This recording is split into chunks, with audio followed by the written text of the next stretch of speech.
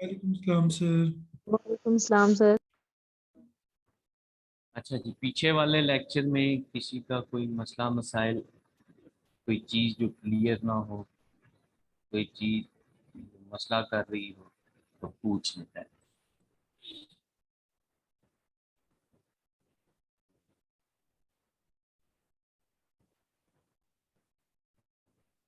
वैसे पढ़ा था पिछला, हैंड रेज करें जरा, किस किस ने पढ़ा था पिछला? नहीं पढ़ा। हाँ, क्या बात। गुड।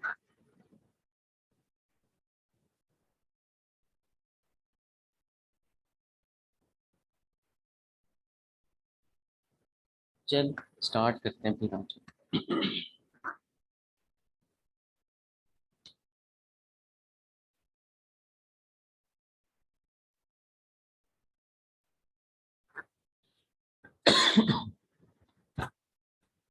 आज जो टॉपिक है ना हमारा, ये मैनेजमेंट साइंस का। हाँ जी अरूसा, कोई क्वेश्चन?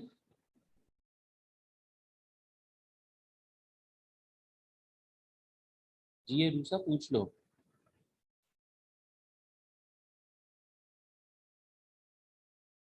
No sir. अच्छा, वैसे नारा लगाने के लिए आप खड़ा किए या बता दिए मैं ही? अच्छा,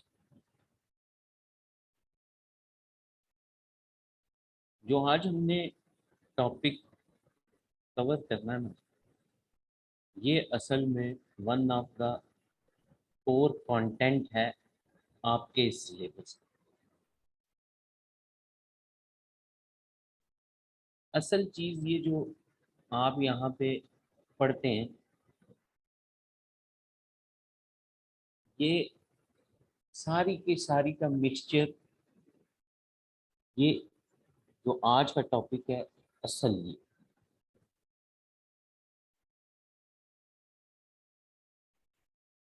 इसमें से एक एरिया हम पढ़ चुके हैं।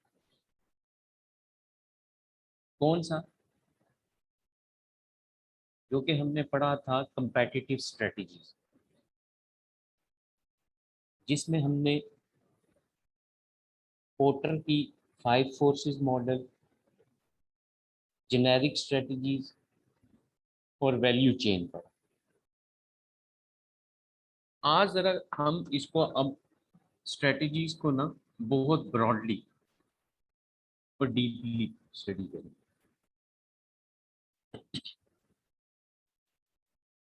देखिए, किसी भी ऑर्गेनाइजेशन के अंदर ना, पहले आप ऑर्गेनाइजेशनल हायरार्की समझ, स्ट्रक्चर आपने पढ़ा, उसकी बेसिस पे आप ऑर्गेनाइजेशनल हायरार्की इस्टेब्लिश करते हैं। अब किसी भी ऑर्गेनाइजेशन के अंदर ना मेन 3 मैनेजमेंट के लेवल, कुछ बातें बताने लगो, ये ज़रूरी है ये टॉपिक स्टार्ट करने से पहले। ठीक है, तो इसको अच्छी तरह से सुनना है और अपने माइंड में बिठाना है।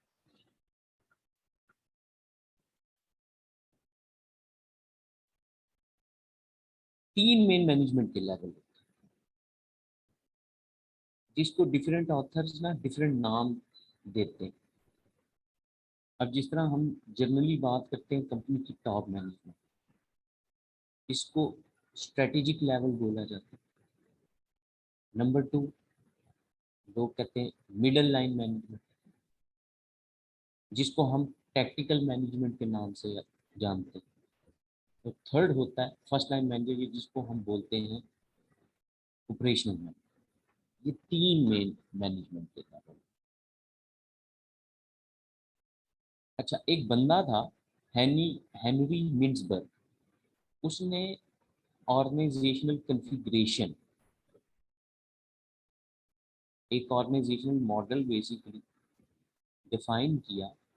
इसने कहा कोई भी जो ऑर्गेनाइजेशन होती है ना, उसके अंदर मेन ये 5 एलिमेंट्स होते हैं जिससे मिलके ऑर्गेनाइजेशन का स्ट्रक्चर बनता है।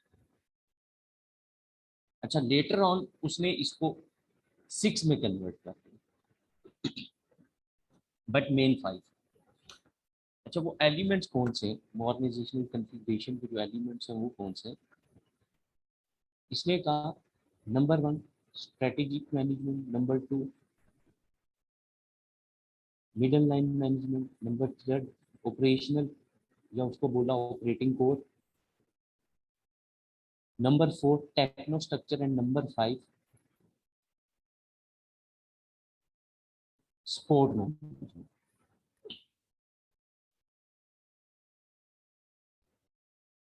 अब अगर आपको याद हो तो हमने जब ऑर्गेनाइजेशनल स्ट्रक्चर पढ़े थे ना, तो वहाँ पे हमने कुछ ऐसी बातें दी थी कि ये जो मैनेजमेंट के डिफरेंट लेवल्स हैं, इन्होंने अपने फंक्शंस के हिसाब से डिफरेंट डिसीजन मेकिंग करनी है।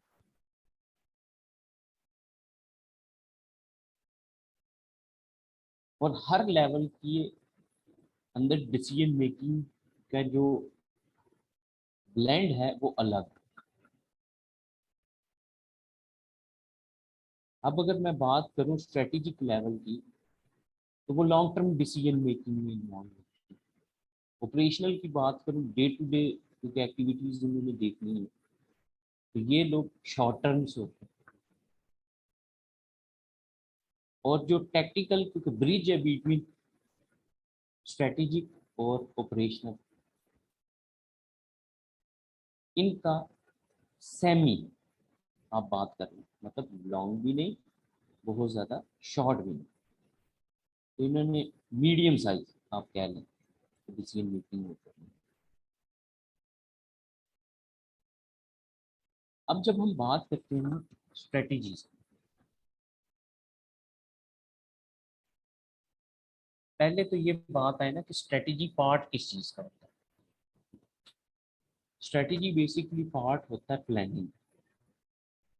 मैनेजमेंट के 5 मेन फंक्शन, उसमें से जो पहला फंक्शन है ना मैनेजमेंट जो परफॉर्म करती है, वो कौन सा? प्लानिंग। प्लानिंग में ना 3 चीजें, number 1 objective setting, number 2 strategy formulation, number 3 resource allocation. मतलब आप जो कंपनी की जो टॉप मैनेजमेंट है, वो जो ऑब्जेक्टिव सेट करती है, उसके लिए वो स्ट्रेटजीज फार्मुलेट करते हैं कि how to achieve those objectives. और तीसरी चीज कि वो साथ साथ ये भी कंसीडर करते हैं कि इन ऑब्जेक्टिव्स को मीट करने के लिए, इन टारगेट्स को फुलफिल करने के लिए आपको कौन से रिसोर्सेज रिक्वायर्ड, ताकि आप बेटर मैनर के अंदर वो टारगेट्स अचीव कर सकें। तो ये जो स्ट्रेटजीज होती है ना, बेसिकली ये आपको पाथवेज डिफाइन करते हैं कि किस तरह से आप उस टारगेट को अचीव कर सकते हैं।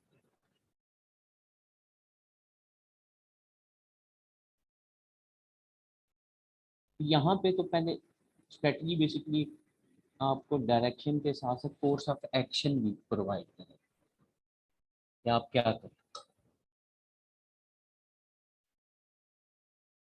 अब पहले तो आप जरा इसकी हायरार्की समझे ना कि ये है क्या। पहले जब हम बात करते हैं ना अकॉर्डिंग टू लेवल, तो हम कहते हैं स्ट्रेटजी 3 टाइप्स की लेवल के हिसाब से। Number 1 corporate level strategy, number 2 business level strategy, number 3 functional level strategy.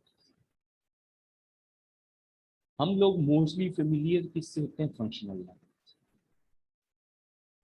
क्योंकि फंक्शनल स्ट्रेटजीज वो स्ट्रेटजीज होती है जो कि कंपनी की top management relevant to particular business function के हिसाब से लेती है, लाइक एचआर के हिसाब से, मार्केटिंग, फाइनेंस, प्रोडक्शन, ये तो हम लोग फंक्शनल को जानते हैं। कॉर्पोरेट और बिजनेस के साथ हमारी अंडरस्टैंडिंग नहीं है। सारी बात है, ये आज हम स्टार्ट करेंगे, देखेंगे यहाँ पे क्या क्या चीज़ें आती हैं किस तरह से। फिर कहता है ये तो होते हैं अकॉर्डिंग टू लेवल्स के हिसाब से, मैनेजमेंट के कौन सा लेवल किस स्ट्रेटजी को। उसके बाद ठीक है, हर ऑर्गेनाइजेशन का ना एक पर्टिकुलर टाइम स्पैन होता है, उसको फाउंड हुए हुए कुछ टाइम पीरियड गुजर चुका होता है, या वो बिजनेस लॉन्च करने वाले होते हैं, या बहुत ज्यादा पुराने होते हैं, बल्कि मार्केट के अंदर हम ये कहें कि ट्रेंड सेटर होते हैं। तो हम इन स्ट्रेटजीज को फिर डिवाइड करते हैं according to business life cycle के हिसाब से। बिजनेस लाइफ साइकिल ये कि अब आपका बिजनेस किस स्टेज के ऊपर कितनी ड्यूरेशन कंप्लीट कर चुका है, इसके हिसाब से भी स्ट्रेटजीज की टाइप्स। नंबर वन, अब ये बिजनेस लाइफ साइकिल क्या होता है, इसकी कुछ स्टेजेस, वो स्टेजेस कौन सी? चार main. Number one is entry, number two साथ ही growth stage, number third maturity, and number four is decline. Entry stage वो होती है जिसके अंदर कोई न्यू बिजनेस किसी भी इंडस्ट्री में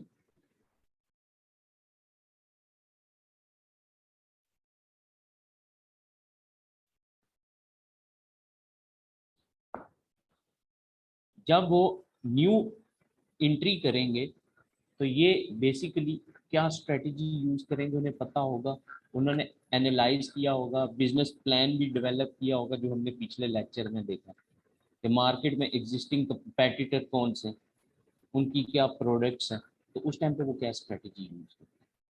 मोस्टली न्यू बिजनेसेस जो है ना वो मार्केट पेनिट्रेशन स्ट्रेटजी के मार्केट शेयर गेन करने के लिए वो पता है क्या करते हैं, स्टार्टिंग पे जो अपनी प्रोडक्ट होती है वो लो प्राइस के ऊपर ऑफर करते हैं, ताकि उस प्रोडक्ट की डिमांड क्रिएट की जा सके, और आहिस्ता आहिस्ता कस्टमर को अपनी प्रोडक्ट को यूज टू करा के तो उसको कस्टमर लॉयल कस्टमर होता है। अच्छा, अब ग्रोथ स्टेज वो स्टेज होती है जिसमें कंपनी की management different policies different strategies use करके by providing different resources business को ग्रोथ की तरफ। इसके लिए जो स्ट्रेटजीज यूज होती है वो ग्रोथ या एक्सपेंशन स्ट्रेटजीज, ये भी देखते हैं। बाज बिजनेसेस अभी जिस स्केल के ऊपर होते हैं, आप फर्दर कैपिटल इंट्रोड्यूस करके चाहते हैं बिजनेस को एक्सपेंड किया, या हम यहाँ पे ये भी कहते हैं अब इसमें फिर उनको फाइनेंस की भी ज़रूरत पड़ती है। अब वो या तो इंटरनल सोर्स यूज करते हैं फाइनेंस का, या एक्सटर्नल यूज करते हैं, डिपेंड करता है। मेच्योरिटी स्टेज वो स्टेज होती है कि जिस लेवल के ऊपर कोई भी कंपनी जो होती है वो एक्सीलेंस लेवल अचीव कर चुकी है, स्टेबल होती है। मतलब मार्केट के अंदर जब इंटरनल या एक्सटर्नल इन्वायरमेंट में किसी किस्म का चेंज आए, तो इन बिजनेस अफेक्ट नहीं होता उन चेंजेस से।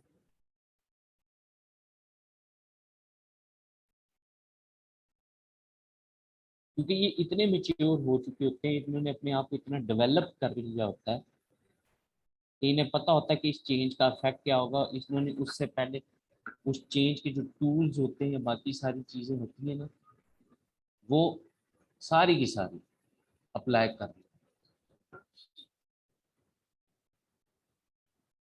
उसके बाद डिक्लाइन स्टेज आती है, उसमें जो कंपनी फिर स्ट्रेटजी यूज करती है दोबारा से डिक्लाइन से निकलने के लिए, रिट्रेंचमेंट या टर्न अराउंड स्ट्रेटजी यूज की जाती है, जिसमें दोबारा से आप ये कोशिश करते हैं कि बिजनेस को रिवाइवल की तरफ लेके जाए। अगर नहीं है, ऐसा लगता मैनेजमेंट को कि ये रिवाइव हो सकता है बिजनेस, तो फिर सबसे बेस्ट हल यही होता है कि आप क्लोजर की तरफ जाएं और मार्केट से निकलें। लिक्विडिटी स्ट्रेटजीज हैं, जिस तरह से एसेट लायबिलिटी एनालिसिस करने के बाद बिजनेस को वाइंड अप करें साइड। इसी तरह से हम कहते हैं अकॉर्डिंग टू कंपटीशन भी हमारे पास डिफरेंट टाइप की स्ट्रेटजीज है, जिसमें हमारे पास मोस्टली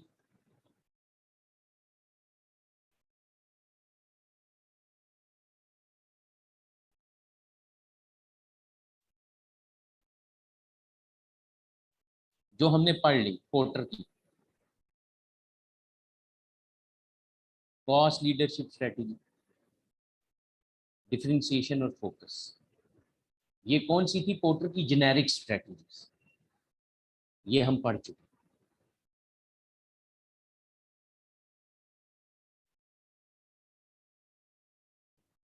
और दूसरी कौन सी होती है कंपटीशन? Collaboration strategies.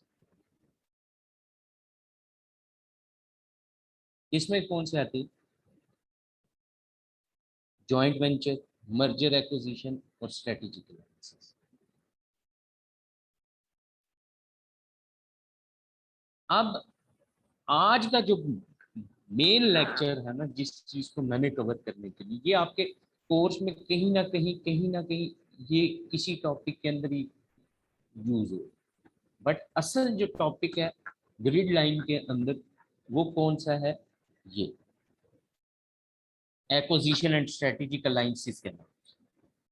जैसे आपके पहले पढ़ाया था कंपेटिटिव स्ट्रेटेजीज की ग्रिड में था आपके कोर्स कंटेंट में, इसी तरह से यहाँ पे ये स्ट्रेटेजिक अलायंसेस और एक्विजिशन के।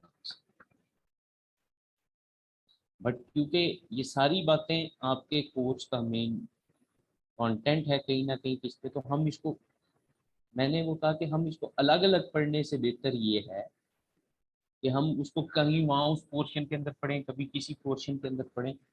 पता नहीं कैसा वो डिज़ाइन किया हुआ ग्रिड किसने बनाई थी, बहरहाल। तो हम उसको क्यों ना एक साथ, क्योंकि स्ट्रेटेजी है तो स्ट्रेटेजी एक पूरा कंपोनेंट है, उस पूरे कंपोनेंट को पढ़ना चाहिए।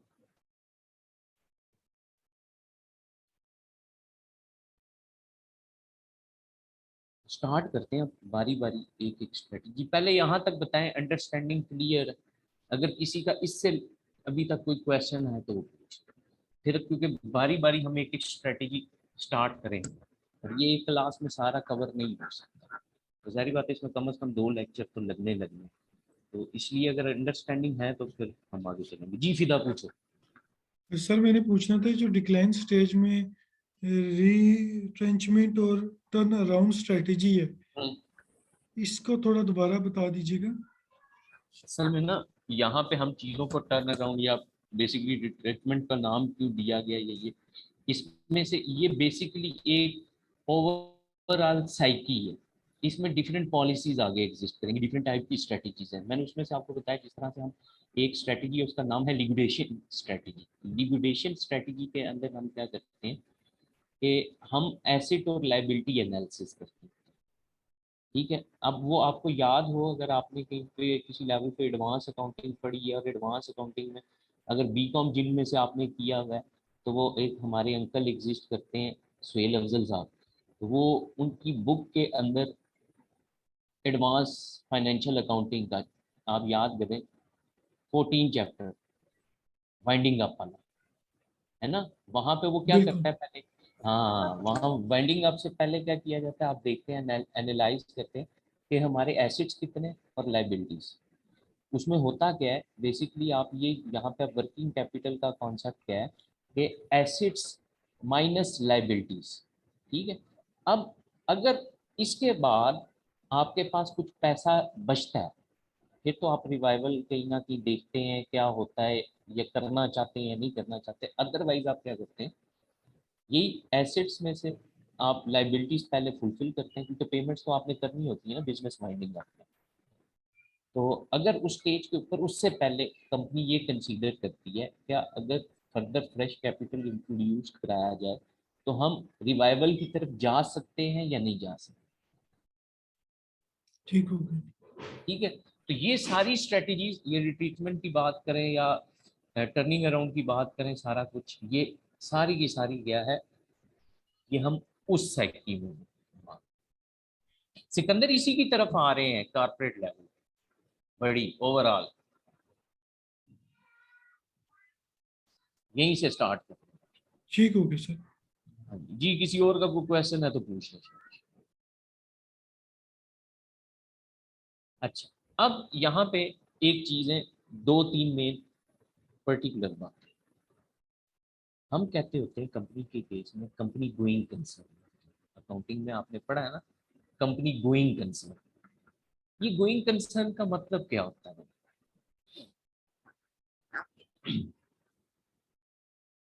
सर बताओ।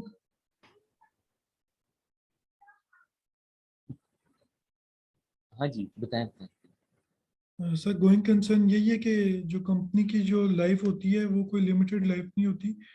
वो ये कॉन्सेप्ट होता है कि कंपनी ने चलते रहना है अनलिमिटेड टाइम पीरियड के इसको लिए। हम, इसका मतलब ये होता है कि हम ये कहते हैं कि कंपनी की परपेचुअल एग्जिस्टेंस, ऐसे यानी ही कि किसी के छोड़ के जाने की वजह से या कोई एक किसी चीज पे लॉस होने की वजह बिजनेस रुकते ही नहीं, चलते रहते हैं। मतलब ऐसे ही गोइंग का कि हम, ये नहीं है कि आज कोई बिजनेस एस्टेब्लिश किया तो कल हम वो कंपनी वाइंड अप करेंगे और इस तरह से मीटिंग और करते रह जाएंगे। तो इसका मतलब है हमारा जो कंसर्न होता है वो लॉन्ग टर्म होता है। ऐसे ही।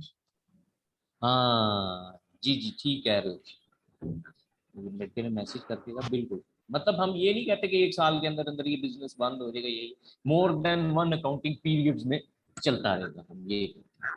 ठीक है। अब अगर आप going concern, yes Siraj, yes, अब अगर आप गोइंग कंसर्न, तो यहाँ पे दो बातें। अब यहाँ पे आप बात अपनी अंडरस्टैंडिंग में स्टैब्लिश करना। अगर हम गोइंग कंसर्न हैं तो फिर हम दो स्ट्रेटजीज के साथ चलें। नंबर वन, या तो हम कंपेटिटिव स्ट्रेटजी अडॉप्ट करेंगे या हम कोलैबोरेटिव स्ट्रेटजी अडॉप्ट करेंगे। अच्छा, अब कंपेटिटिव स्ट्रेटजी कौन सी है? वही जो पोर्टर की हमने तीन स्ट्रेटजीज पढ़ ली। वो कहता है या तो आप अपने कंपेटिटर से फुल बैटल ग्राउंड पे लड़ेंगे और कंपेटिटिव एडवांटेज गेन करें, या फिर ये है कि आप कोलैबोरेटिव स्ट्रेटजी अडॉप्ट करें ताकि आप इंश्योर कर सकें ग्रोथ। अब इसका मतलब भी कोलैबोरेटिव स्ट्रेटजीज क्या रोल प्ले करेंगे? देखिए जैसे मर्जर एक्विजिशन स्ट्रेटेजिक अलायंसेस है, ये आपको पता होता है कि आप अकेले compete नहीं कर सकते। तो बेटर ये होता है कि आप या तो किसी बड़ी कंपनी का पार्ट बन जाए, या बड़ी कंपनी को ये होता है कि हम न्यू एग्जिस्टिंग रिसोर्सेज जो ऐड करेंगे उसकी कैपिटल कॉस्ट बहुत ज्यादा है अकर होगी। उससे बेहतर ये है कि हम किसी छोटी कंपनी को परचेज कर लें ताकि हर चीज, उनका कस्टमर भी हमें मिल जाए, उनकी मार्केट भी हम गेन कर लें, हमारा मार्केट शेयर भी इंक्रीज हो जाए। ये चीज होती है।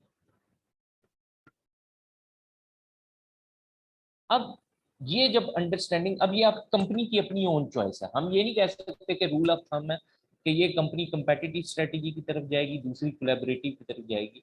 हाँ, एक रिसर्च ये कहती है कि जो लार्ज स्केल कंपनीज होती है ना और जिनकी कैश फ्लो पोजीशन बहुत ज्यादा स्ट्रांग होती है, उनकी प्रोडक्ट लाइन और ब्रांड रिकग्निशन बहुत ज्यादा होती है ना, वो कंपनीज कंपेटिटिव स्ट्रेटजी अडॉप्ट करती है क्योंकि उनको किसी किस्म का कोई फंड प्रॉब्लम नहीं है। हाँ, अगर due to poor economic conditions या कुछ ऐसे वैसे लॉसेस हो गए बिजनेस को, तो यस उस केस में फिर कोलैबोरेटिव स्ट्रेटजी अडॉप्ट कर लेना बेटर है क्योंकि उस केस में आपका कैश फ्लो भी इतना बेटर नहीं होगा। फिर आप अगर फंड रेजिंग की तरफ जाएं या बाकी सारा कुछ करें तो मे भी आप उतना बेटर मैनर के अंदर नहीं कर सकते। तो उसका सिंपल हल ये होता है कि आप कोलैबोरेटिव स्ट्रेटजी करें। अच्छा, अब हम अगर बात करते हैं ना,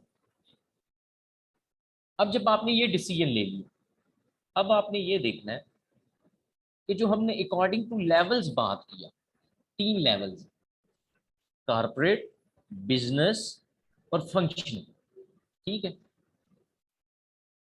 अब पहले इससे आप अंडरस्टैंडिंग इस्टेब्लिश करें कि ये है कौन कौन सी स्ट्रेटजी। फंक्शनल का तो आपको बता दिया और पता भी होता है मोस्टली लोगों को, बट अब ये जो कॉर्पोरेट और बिजनेस लेवल स्ट्रेटजीज में ये क्या? अच्छा, ये जो कॉर्पोरेट लेवल स्ट्रेटजीज होती है ना, इनको हम बेसिकली ग्रैंड स्ट्रेटजीज भी बोलते हैं बिजनेस। अब ये जो ग्रैंड स्ट्रेटजीज होती हैं, इनको हम किस लिए यूज करते हैं? क्योंकि ये कंपनी को पर्टिकुलर डायरेक्शन प्रोवाइड करते हैं। मतलब आप क्या चीज अचीव करना चाह रहे हैं, वो जैसे हमने मिशन स्टेटमेंट की बात नहीं की थी या विजन की, पहली एग्जिस्टेंस के बारे में और दूसरी फ्यूचर विजन जो होती है वो फ्यूचर कंसर्न है, हम क्या चीज अचीव करना चाह रहे हैं। वो क्या कहता है उसमें, what will our business be and what should our business be, ये डायरेक्शन प्रोवाइड कर। अच्छा, तो ये तो ओवरऑल होगी कि हम क्या चीज करना चाह रहे हैं। जबकि जो बिजनेस लेवल स्ट्रेटजी होती है ना, अच्छा business level strategy basically use कहाँ पे होती है? ये होती है डिविजनल स्ट्रक्चर के अंदर। आपने वो कॉर्पोरेट मेरे साथ पढ़े थे, उसमें हमने पढ़ा था डिविजनल स्ट्रक्चर। मतलब जो कंपनी आपने डिफरेंट डिवीजन में डिवाइड की और आपने देखा था उसमें डिवीजन बेसिस कस्टमर भी हो सकती है, प्रोडक्ट डिवीजन भी हो सकती है, सर्विस डिवीजन भी हो सकता है, प्रोसेस डिवीजन भी हो सकता है, जियोग्राफी भी हो सकता है। तो जो हर डिवीजन की अपनी स्ट्रेटेजी होगी, मैंने आपको बताया था वहां पे ईच एंड एवरी डिवीजन को हम क्या बोलते हैं, SBU, strategic business unit. Each and every division की जो अपनी स्ट्रेटेजी या पॉलिसी होगी ना, उसको हम क्या बोलते हैं, बिजनेस पॉलिसी या बिजनेस स्ट्रेटेजी। ये फर्क है।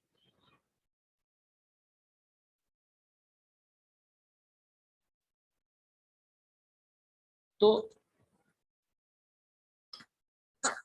हर कंपनी ने सबसे पहले कॉर्पोरेट स्ट्रेटेजी को फॉलो करना होता है, ये बात याद रखें, क्योंकि असल में आपको डायरेक्शन और बाकी सारी चीजें ये कहाँ से पता चलनी है, कॉर्पोरेट स्ट्रेटेजी से। अच्छा, अब हम ये कहें कि ये कॉर्पोरेट स्ट्रेटेजी है तो शायद ये कंपनी की टॉप मैनेजमेंट डील करती, नहीं। ये डिपेंड करता है कि ऑर्गेनाइजेशन के किस लेवल के ऊपर हम किस तरह की स्ट्रेटेजी डील करवाने जा रहे हैं। अब ये हमने देखा था वहां पे अकॉर्डिंग टू स्ट्रक्चर, अगर हम बात करें तो डिसीजन मेकिंग के हिसाब से दो तरह की ऑर्गेनाइजेशनल स्ट्रक्चर एग्जिस्ट करते हैं, सेंट्रलाइज्ड भी और डिसेंट्रलाइज्ड। अब सेंट्रलाइज्ड में तो डिसीजन मेकिंग जो होती है वो आपने टॉप मैनेजमेंट ने अपने पास रखी हुई होती है। डिसेंट्रलाइज में आप फंक्शन से रेलेवेंट जो डिसीजन मेकिंग होती है वो डिफरेंट लेवल्स के ऊपर डेलीगेट कर देती है, क्योंकि उनको अपने फंक्शन के बारे में बेटर पता है बाकियों से, और वो उसे बेटर मैनर में डील कर सकते हैं। और बिजनेस को तो वो हमने अलग कर दिया ना कि डिविजनल स्ट्रक्चर है, हर डिवीजन अलग है, तो हर डिवीजन अपनी स्ट्रेटेजी खुद इस्टेब्लिश करेंगे, अपने ऑब्जेक्टिव खुद सेट करेंगे, बाकी सारा कुछ वो तो एक चीज ही अलग होगी। तो ये ऑर्गेनाइजेशन में किसी भी लेवल के ऊपर कॉर्पोरेट स्ट्रेटेजी है, ये फार्मुलेट भी होगी, इंप्लीमेंट भी होगी, कंट्रोल भी की जाएगी। बट एक चीज, अगर ये बिजनेस को डायरेक्शन भी प्रोवाइड करती है, तो ये जो स्ट्रेटेजी हम फार्मुलेट करते हैं बेसिकली इसका मेन पर्पस है, नंबर वन ऑर्गेनाइजेशन का सर्वाइवल, और नंबर टू क्या है, ग्रोथ। ये दो मेन वो रीजन है जो कि कॉर्पोरेट लेवल स्ट्रेटेजीज का मेन फोकस। तो अब क्योंकि हम बारी बारी कॉर्पोरेट, देन हम बात करेंगे बिजनेस, और देन हम बात करेंगे फंक्शन। तो सबसे पहले जो कॉर्पोरेट लेवल स्ट्रेटजीज हैं वो कहता है हम इसको मेन 4 कैटेगरीज के अंदर डिवाइड करते हैं। वो कौन कौन सी है, stability strategy, expansion strategy, रिट्रीटमेंट strategy, और कम्बिनेशन स्ट्रेटजी। अब बारी बारी हम देखते हैं कि फीचर क्या है, खसूसियत क्या है, कि जिसके लिए ये 4 स्ट्रेटजीज जानी जाती है। सबसे पहले जो स्टेबिलिटी स्ट्रेटजी है, ये बेसिकली किस चीज को डील कर रही है? करंट जो आपका सर्वाइवल है ना, इसको इंश्योर करने के लिए स्टेबिलिटी होती है। ये आपकी गोइंग कंसर्न पे क्वेश्चन रेज नहीं करती, ना होने देती। मतलब आप किस मार्केट में करंटली स्टे कर रहे हैं, आपकी उस मार्केट के अंदर कौन कौन सी प्रोडक्ट्स हैं, आप किस तरह से एग्जिस्टिंग लेवल ऑफ एफर्ट को मेंटेन करके रखते हैं, और क्या आप अपने इंक्रीमेंटल ग्रोथ से सेटिस्फाई हैं। वक्त के साथ साथ हम मार्केट शेयर कैप्चर करते जा रहे हैं। अच्छा, पीछे हमने एक चैप्टर में पढ़ा था कि ये जो हम ग्रोथ की बात करते हैं, या ये ना, बाज का तो आपको ये भी चीज देखनी होती है कि बाज सेक्टर्स में, बाज इंडस्ट्रीज के अंदर जो ग्रोथ का पोटेंशियल होता है ना, वो बहुत स्लो होता है। तो वहां पे अगर आप ये कहें कि हम शायद फौरन मार्केट शेयर गेन कर लेंगे, या हम बहुत बड़ी प्रॉफिटेबल कंपनी बन जाएंगे, ऐसा पॉसिबल नहीं होता। इसके लिए आपको पर्टिकुलर टाइम पीरियड और ड्यूरेशन रिक्वायर्ड है।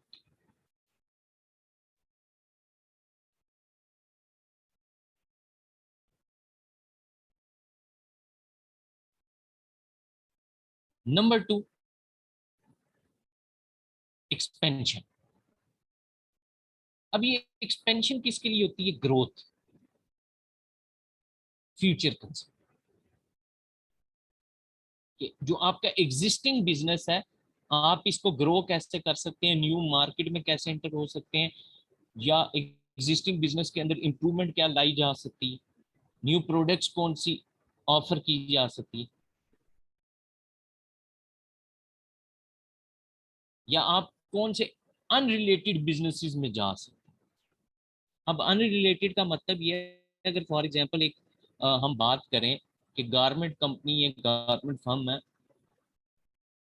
तो उस केस में उनका कंसर्न या इंटरेस्ट किस में होगा? गारमेंट फर्म में होगा ना। वो कहता है अनरिलेटेड कौन सी है, अगर वो फॉर एग्जांपल कोई एनर्जी प्लांट परचेज कर रहे हैं या मिल्क इंडस्ट्री में चले जाए, तो आपने देखना होता है कि अब क्यों, क्योंकि आप ये भी चीज देख रहे होते हैं कि जिस एग्जिस्टिंग सेक्टर, जिस एग्जिस्टिंग इंडस्ट्री के अंदर आप बिजनेस कंडक्ट कर रहे हैं, या ये इसमें फर्दर ग्रोथ के कितने परसेंट चांसेस हैं।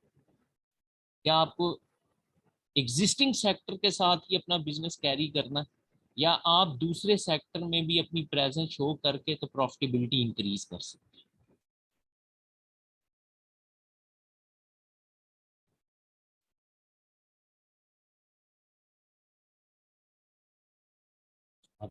रिट्रीचमेंट का क्या है कि क्या, अच्छा अब ये आपको ना यहाँ पे मैं डिटेल में लेके जाऊंगा, ताकि यहाँ पे जब हम इसको पढ़ेंगे तो उस टाइम पे आपका किसी किस्म का क्वेश्चन ना रेज हो सके, पहले ही बता दूं। रिट्रीचमेंट में ना, बेसिकली कंपनी आप अपने आप को ना दो मेन चीजों के लिए कंसीडर कि, पहली बात ये, उनको रिट्रीचमेंट कंसीडर क्यों करनी पड़ रही, क्योंकि वो ना तो स्टेबिलिटी स्ट्रेटजी के साथ कॉप अप कर सके, ना वो एक्सपेंशन स्ट्रेटजी के साथ कॉप अप कर सके। तो दो हल होते हैं। क्या? नंबर 1, पहले आप ये कंसीडर करें बिजनेस जो एक्टिविटीज परफॉर्म कर रहा है, उसमें से कौन सी ऐसी एक्टिविटी है जिसको या तो वो छोड़ दे या ठीक कर ले, तो चीजें ठीक हो जाएंगी, या बिजनेस को अपने हाल पे छोड़ दे और सेल आउट कर दे या लिक्विडेशन की तरफ चले जाए। अब ये जो पहली बात है ना, कि कौन सी एक्टिविटीज हैं जिसको ठीक किया जा सकता है, मोल्ड किया जा सकता है, चेंज किया जा सकता है, वो क्या है? पांच कंपनीज ऐसी होती हैं कि उनको पता होता है हमारी प्रोडक्शन की कॉस्ट ज़्यादा इनकम, देन वो अपने आप को कन्वर्ट कर लेते हैं सर्विस फर्म में, और वो प्रोडक्शन आउटसोर्स कर देते किसी और जो बेटरली वो कर सकते होता है।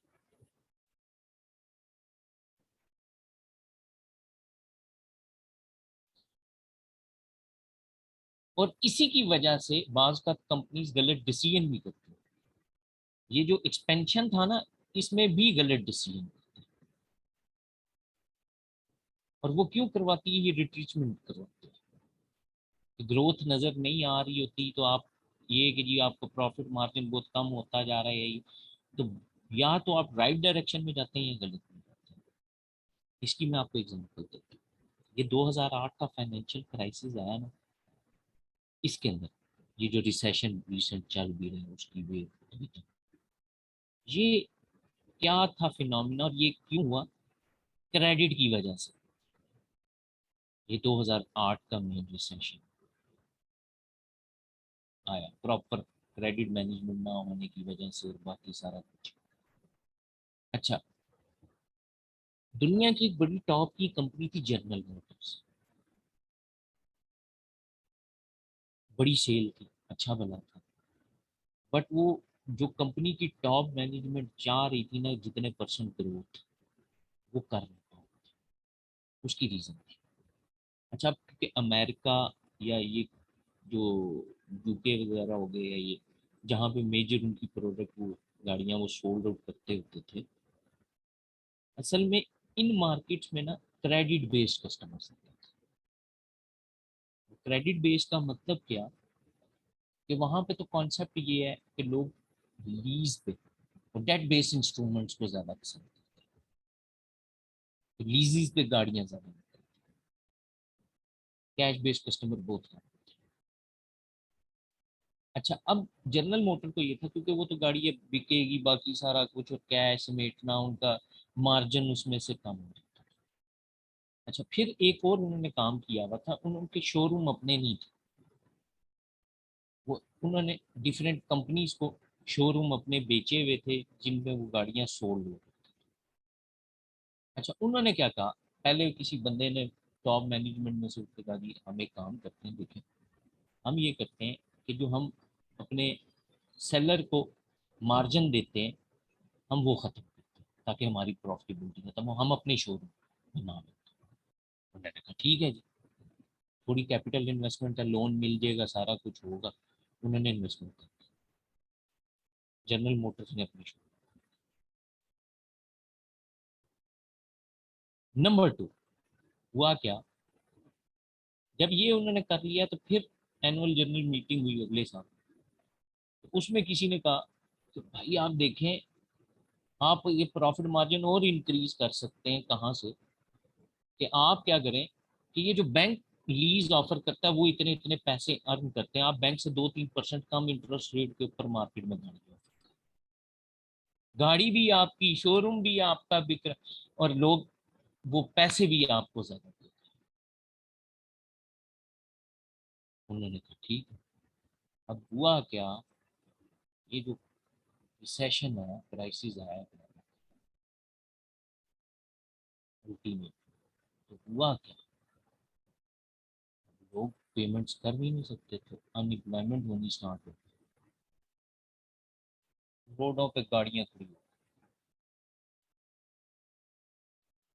कंपनी ठप बंद, समझ नहीं आ रही हो क्या गया। तो ये गलत स्ट्रेटेजी की वजह से एक इतनी बड़ी प्रॉफिटेबल कंपनी डुबो मैनेजमेंट के गलत डिसीजन से। आपको ये समझना पड़ता है, ये स्ट्रेटजीज ऐसे नहीं बनी हुई, वो कि ये बुकिश नॉलेज है, बट यहाँ से यही पढ़ने के बाद जाके मैनेजर्स ने ये सारी चीजें करनी। उनको जाना चाहिए था स्टेबिलिटी की तरफ, वो इतनी बड़ी मेच्योर्ड कंपनी थी, इतने अरसे से वो कर रही थी, तो उसको तो पहले तो अपने सर्वाइवल को इंश्योर करना था ना। बात समझें कि किस इंडस्ट्री में कितना प्रॉफिट मार्जिन क्या है, बाकी सारा कुछ है, ये अंडरस्टैंड करने की जरूरत थी कंपनी को। ये फिर उसके बाद ही 2008 के बाद ये रीकंडीशन गाड़ियां जो आप देखें ना, ये किस ईयर के बाद स्टार्ट हुई हैं।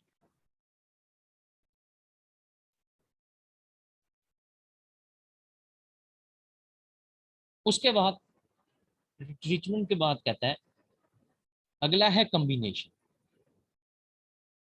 अब कम्बिनेशन में आपको नजर आ रहा है कि आपका सर्वाइवल डिफिकल्ट है, या आप मार्केट के ट्रेंड के साथ कॉप अप नहीं कर सकते और मजीद कैपिटल भी नहीं इन्वेस्ट कर सकते, क्या करें? कंबाइन, किसी के साथ अपनी साइकी फिट कर, तो उसके साथ मिल के आप बिजनेस करें। ये चीज, इसी से आपके मर्जर, एक्विजिशन, स्ट्रेटेजिक अलायंसेस, ये सारी चीजें। हाँ जी फिदा। अच्छा सर, पूछना था रिट्रेंचमेंट में हम सिर्फ बिजनेस को, बिजनेस के कुछ हिस्सों को छोड़ते ही हैं या हम अटेन भी कर लेते हैं? मतलब अगर हम अब वो दो ही मैंने यही बताया फिदा इसमें कि या तो आपको कुछ अगर बिजनेस फंक्शन ऐसा लगता है जो प्रॉब्लमेटिक है, या तो आप उसको रिमूव कर देते हैं, रिप्लेस कर देते हैं, आउटसोर्स कर देते हैं, कुछ भी करेंगे। अगर आपको नजर आता है इसके अलावा अब ये कोई हल नहीं रहा कि कंपनी को ताला लगा दिया जाए, तो बस फिर आप लिक्विडेशन की तरफ चले जाओ। सर इसमें ये चीज़ इसमें कंसीडर होगी, जिस तरह हमारी अपनी कंपनी है, जिस तरह हमारे एक दो बड़े महंगे रॉ मटेरियल थे, अब हमने ये किया कि उसके अपने ही प्रोडक्शन यूनिट लगा दिए हैं, वो भी यस, रिट्रेंचमेंट कहलाएगी यस, या? बिल्कुल आएगी रिट्रीटमेंट में। यस। ठीक हो गया, मतलब वो अपने मजीद उस इसको सर, इस टाइम को सर को बोलते हैं स्पेसिफिकली, मेरे अब नहीं आ रहा कि वो जो अपनी रॉ मटेरियल अगर कंपनी खुद ही बनाना शुरू कर दे बाहर से मंगवाने के बदले। वो आ रही है यहाँ, इंटीग्रेशन स्ट्रेटेजी होती है, वो वर्टिकल हॉरिजेंटल इंटीग्रेशन ठीक होती है। ठीक।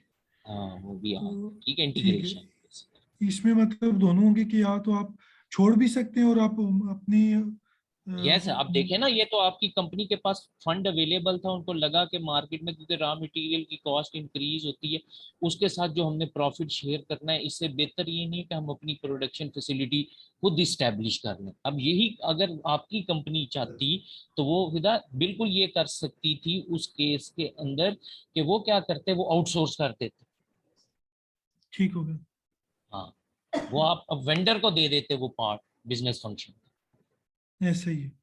हाँ, ये मुख्तलिफ करती हैं, ये कई कंपनी जिनके आईटी डिपार्टमेंट्स या ये चीजें फेल हो जाती हैं, वो फिर उस केस में क्या करते हैं, आउटसोर्स कर देते हैं। ऐसा ही, ऐसा ही। हाँ, तो ये कॉस्ट कटिंग गेम है असल में। ठीक हो गया सर, ठीक। उसके बाद आगे चलते हैं।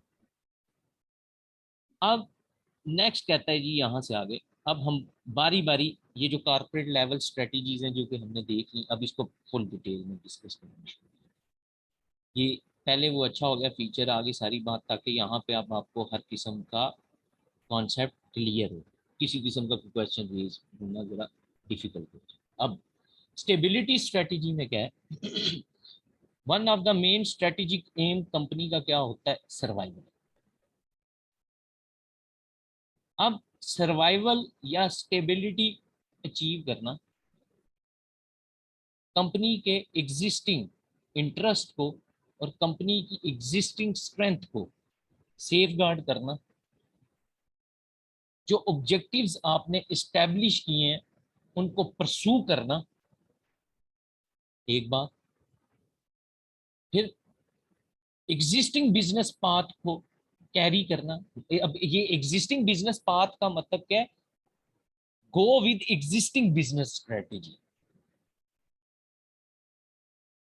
फिर जो करंट आपकी ऑपरेशनल एफिशिएंसी है उसको सस्टेन करना, कंसोलिडेट करना सारी चीजों को, अपने रिटर्न्स को ऑप्टिमाइज करना। इसके लिए आपको किस चीज की जरूरत होती है? Stability strategy. देखें, ये जो आपने डिफरेंट पीछे स्टेजेस पढ़ी थी ना, पहले वो introduction, then growth, then maturity और फिर डिक्लाइन। कोई भी कंपनी इंट्रोडक्शन से उठ के मेच्योरिटी पे नहीं पहुंच जाती। उसने पहले ग्रोथ का फेज उसके अंदर फेस करना है। बाज कंपनी इंट्रोड्यूस करती है और डायरेक्टली डिक्लाइन पे चली जाती है। क्यों जाती है? ऑपरेशनल एफिशिएंसी अचीव नहीं कर पाते, अपने इंटरेस्ट को सेफ गार्ड नहीं कर पाते, अपनी एग्जिस्टिंग स्ट्रेटेजी को कैरी नहीं कर पाते। ये रीजन है। आप कहते हैं स्टेबिलिटी स्ट्रेटेजी को कंपनी का परस्यू करे। अब यही स्ट्रेटेजी जब बनाई है तो स्ट्रेटेजी का आउटकम, अब ये बात समझने की जरूरत है। इसके अंदर ना वो इकोनॉमिक्स में आप पढ़ते होते थे, ये जो मॉनेटरी पॉलिसी और फिस्कल पॉलिसी है ना, तो अब उसमें आप एक कॉन्सेप्ट पढ़ते होते थे कि ये क्यों इफेक्टिव नहीं होती। उसमें एक पॉइंट होता था टाइम लैग। वो टाइम लैग का मतलब क्या होता था? एक पॉलिसी का, एक स्ट्रेटजी का बनना, उसका इम्प्लीमेंट होना और उसका आउटकम आन में जितना टाइम पीरियड, ये ड्यूरेशन आउटकम पे एक दिन में तो नहीं आएगा। तो वो इतना बड़ा टाइम पीरियड इन्वॉल्व होता है। अब वो होता क्या है, मैनेजमेंट को डर भी होता है, तो वो क्या करते हैं, स्ट्रेटेजी चेंज करते नहीं करते। अब कहता है आप परसू कब करेंगे? ये तो पक्की बात आपको बता दी है, सबसे बड़ा स्ट्रेटेजी गेम क्या है, सर्वाइवल। तो इसका मतलब है स्टेबिलिटी स्ट्रेटेजी को आपने इंश्योर करना। तो परसू आप कब कर पाते हैं? नंबर वन, आपको बहुत ज्यादा मार्केट्स चेंज नहीं करनी पड़ती है। जब कंपनी बार बार अपनी मार्केट चेंज करे, अच्छा शायद यहाँ पे लॉन्च करते हैं प्रोडक्ट या इस रीजन में जाते हैं, या ये शायद प्रॉफिट होना शुरू हो जाए। फिर आप similar market, similar product services, ये जो जितनी कंपनीज होती है ना, आप देखते हैं कई कंपनीज इतनी इतनी प्रोडक्ट्स लॉन्च होती हैं, कुछ अर्से बाद मार्केट में से गायब हो जाती है। वो क्यों है? वो सर्वाइवल की कोशिश कर रहे हैं। पूरी दुनिया में ये जो सेल का कॉन्सेप्ट है, वो क्या है कि जो कंपनीज कंपटीशन से थक जाती हैं, वो क्योंकि उनकी सेल हो नहीं पा रही होती, तो वो क्या करते हैं, सेल ऑफर करते हैं। और हमारे यहाँ नॉर्मल सेल के करने के लिए सेल लगानी,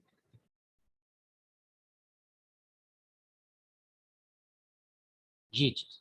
तो एग्जिस्टिंग मार्केट हो, एग्जिस्टिंग प्रोडक्ट या सर्विस आप ऑफर करें, बहुत ज्यादा चेक एग्जिस्टिंग प्रोडक्ट में इंप्रूवमेंट आप करें वक्त के साथ साथ। बट जब बहुत ज्यादा आप चीजें, मॉडल ये है वो है करते हैं। अब मैं इसकी आपको सबसे बड़ी एग्जांपल आज की डेट में देता हूँ। आप अपने टेलीकॉम सेक्टर, सेलुलर फोन में चले जाए, हर महीने मॉडल नए आ रहे हैं कि नहीं? क्यों जरूरत? कभी आपने ये सोचा? आप उल्टी साइड पे जाते हैं क्या कि ये जी अच्छा इनकम लेवल हो गया या ये हो गया? नहीं, पहले प्राइम, फिर प्रो, फिर ग्रैंड, ये है वो है। ये क्यों करना पड़ रहा है उनको? सर्वाइवल की जंग है। इतना कंपटीशन हो गया। किधर था नोकिया, कहां पहुंच गया?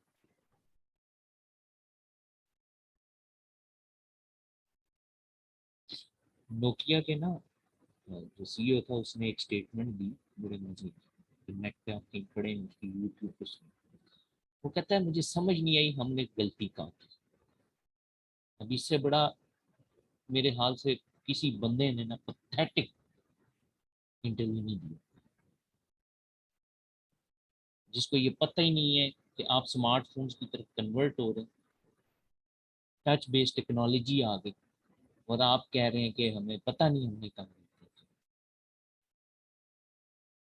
Same case with blackberry. उन्होंने कहा हम तो ट्रेंड सेटर हैं, ये है वो है। किधर गए? क्यों आना पड़ा उनको फिर एंड्रॉइड पर?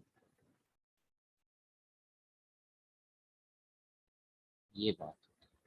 तो ये जो लोग खुश हो रहे थे ना, नए मॉडल आ रहे हैं, ये हो रहा है वो हो रहा है, क्यों करना पड़ता है? जब सुजुकी को पाकिस्तान में अपने सर्वाइवल का पता था ना, कितने साल मेहरान सेम डिजाइन में ठक ठक फेंके, पता चल जाता। अगर होता उनको, तो सुजुकी के मुकाबले में कितने वेरिएंट फिर वो लॉन्च कर चुके।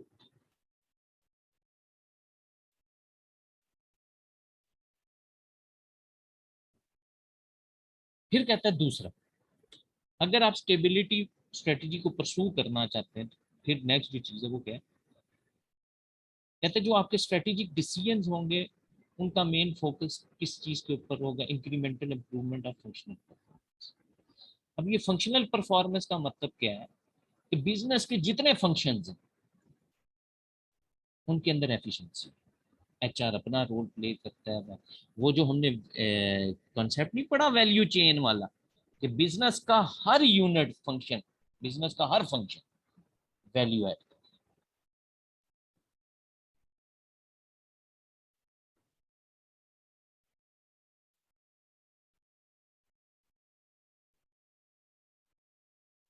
तो अब ये जब हम स्ट्रेटजी पढ़ते हैं ना, पढ़ाते हैं, तो स्टूडेंट कहते हैं मोस्टली, सर फिर इसमें हम कर क्या रहे हैं जब प्रोडक्ट भी हुई है, सारा कुछ सब कुछ क्या है।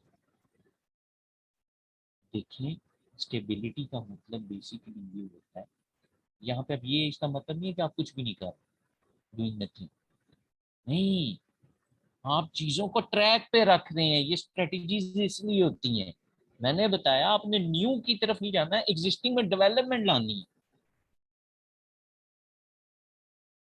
ताकि आप मेच्योरिटी से स्टेज पे रह सकें पोजीशन। आप मेच्योरिटी से डिक्लाइन की तरफ क्यों जाते हैं, क्योंकि आप स्ट्रेटजी परसू नहीं कर पाते। ये रीजन है। जब कंपनी स्टेबिलिटी स्ट्रेटजी परसू नहीं कर पाएगी तो इसका मतलब है वो मेच्योरिटी से डिक्लाइन कर जाए।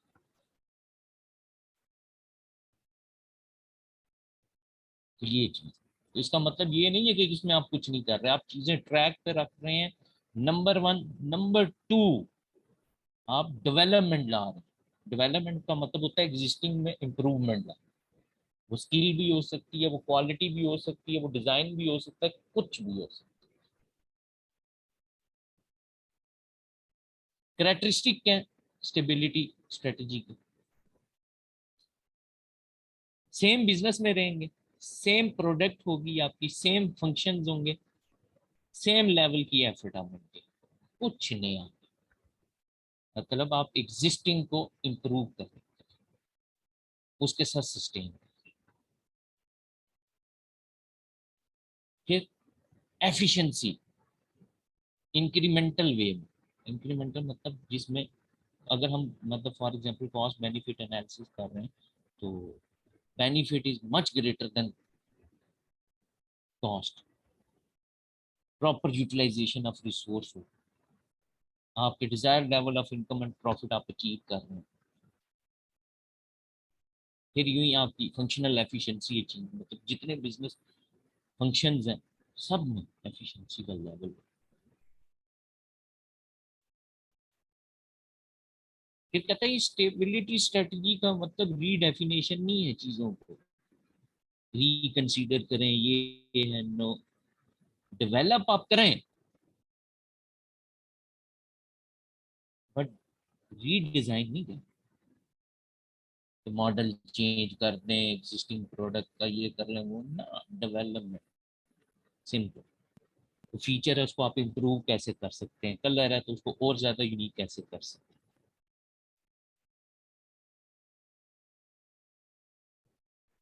फिर कहते हैं इसका फोकस सेफ्टी ओरिएंटेड है, कि भाई हमें कुछ छेड़े ना, बेसिकली ये चीज है, हम हर्ट ना। और स्टेटस की का मतलब क्या, अपनी ओन साइकिल फॉलो। मार्केट में जितने मर्जी फैक्टर चेंज होते हैं, ये जो भी है वो नहीं, मार्केट में अपनी। इसके लिए फ्रेश इन्वेस्टमेंट भी नहीं रिक्वायर्ड।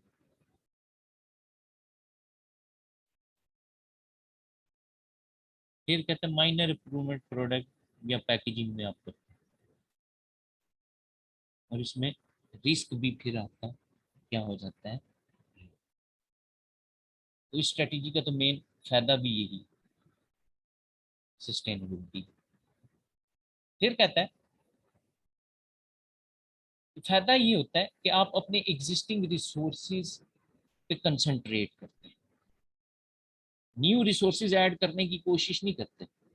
ये जो ऑप्टिमम यूटिलाइजेशन ऑफ रिसोर्सेज का कॉन्सेप्ट होता है ना, ये ज्यादा होता है। एफिशिएंसी किस चीज को हमने बोला था, मैं आपको बताया था, विद इन अवेलेबल रिसोर्सेज, और वो अवेलेबल रिसोर्सेज मतलब जो ऑर्गेनाइजेशन के एग्जिस्टिंग रिसोर्सेज।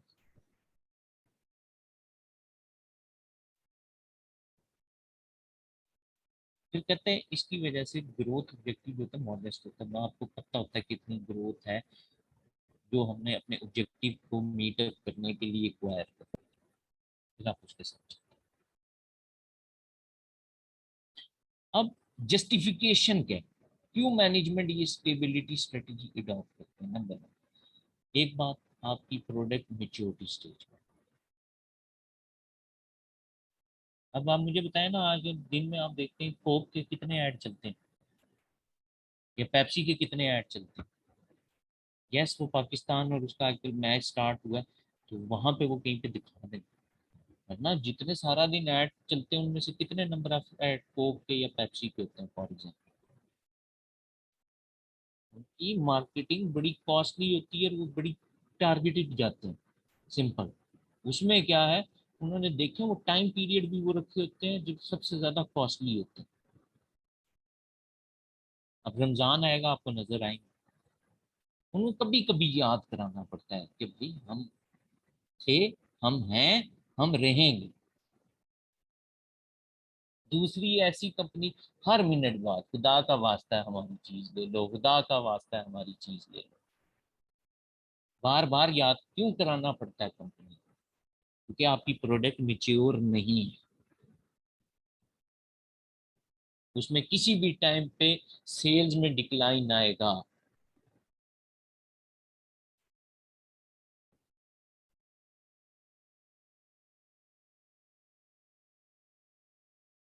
ये जितने ब्रांड सारा दिन आपको सेलों के मैसेज करते हैं, क्यों है?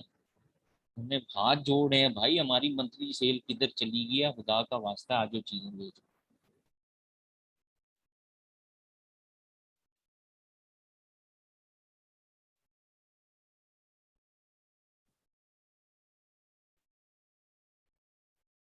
वो जब नया नया आया ना ब्रांड, पहले दफा ना उसका मैसेज आया, तो मैं वो मोबाइल जब मैंने ऊपर देखा नोटिफिकेशन में, ऊपर लिखा हुआ सना सफीना। मैं परेशान हूँ, मैंने कहा, ये कौन सा नंबर है, ये तो मैंने सेव नहीं किया, ये कौन सी लड़की है? वो जनाब, वो जब मैंने खोल के देखा तो आगे जनाब अवेल 30% ऑफ। मैं कहा यार ये अच्छा मजाक।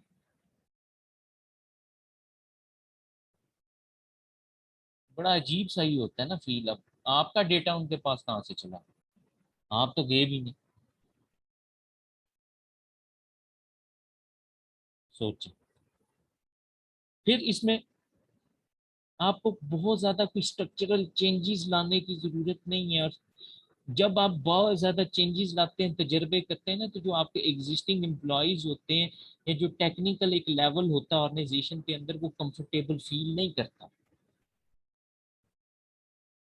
वो भी तंग आ जाते हैं यार, डेली नई रिपोर्ट मांग लेते हैं, डेली आता है बॉस। ये अब बॉस तो वेला होता है, वो आएगा सुबह, आओ जी मीटिंग करो। ये ऑर्गेनाइजेशन में यहाँ से भी पता चलता है कि बॉस कितना वेला है, उसके पास काम करने के लिए कुछ नहीं।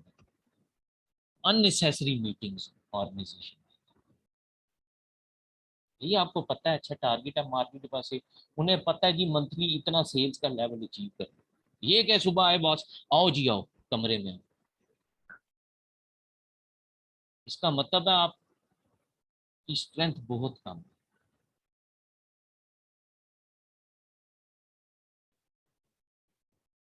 फिर कहता है एनवायरमेंटली रिलेटिवली स्टेबल हो। अच्छा, अब यहाँ पे ये भी मसला है, हर इंडस्ट्री के अंदर ना ये आप, अब यहाँ से बात असल में स्टार्ट होगी, हर इंडस्ट्री के अंदर ये स्टेबिलिटी स्ट्रेटेजी सूटेबल नहीं है। बाज इंडस्ट्री में इन्वायरमेंट इतनी सडनली चेंज होती है, अब मैं कहूँ टेक्नोलॉजी बेस्ड कंपनी हो और वो सस्टेनेबिलिटी स्ट्रेटेजी, तो उसके लिए बड़ा मुश्किल है। वो उधर तो डेली टेक्नोलॉजी चेंज है, डेली कस्टमर की रिक्वायरमेंट चेंज है, वो तो उसके हिसाब से उसको कॉप करना पड़ेगा।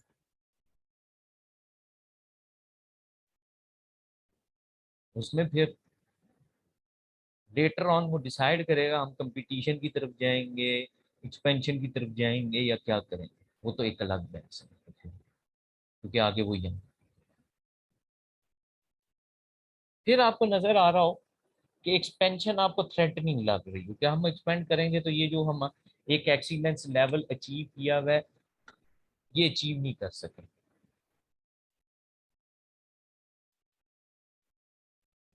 वो मैंने एक दफा ना आप लोगों से पूछा था कि इस्लामाबाद के कौन कौन से स्टूडेंट है, तो फिर वो मैंने आपको कॉस्ट लीडरशिप में एग्जांपल दी थी सेवर फूड्स। कितने साल तक उन्होंने सिर्फ 3 ब्रांचें रन की, किसी और सिटी में एक्सपेंशन भी नहीं।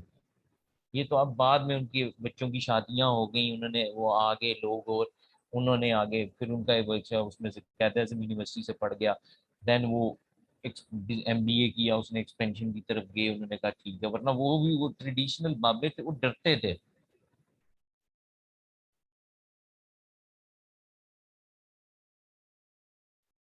होता भी, इसकी एग्जाम्पल भी है आपके सामने, निराला स्वीट्स वाला।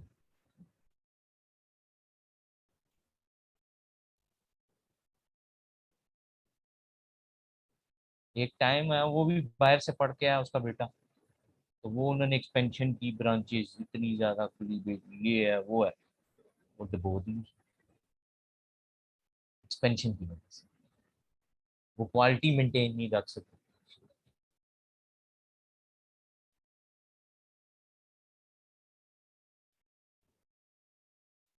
फिर कहता है कंसोलिडेशन, बिल्कुल सारी चीजें मिला।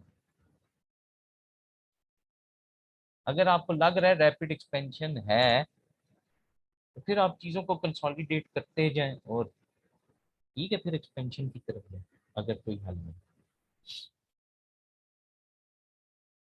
जी जनाब, यहाँ तक पूछें, किसी का कोई क्वेश्चन, कोई चीज, कोई बात क्लियर नहीं हुई तो पूछ सकते हैं।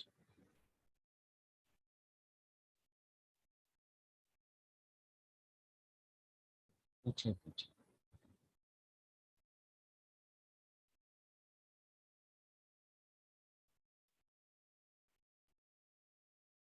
गुड, क्लियर है। अस्सलाम सर। वालेकुम सलाम। हाँ जी। सर स्टेबिलिटी स्ट्रेटजी का टेन्योर पीरियड या पीरियड क्या होगा from start of the business, वो कितने नो, साल तक?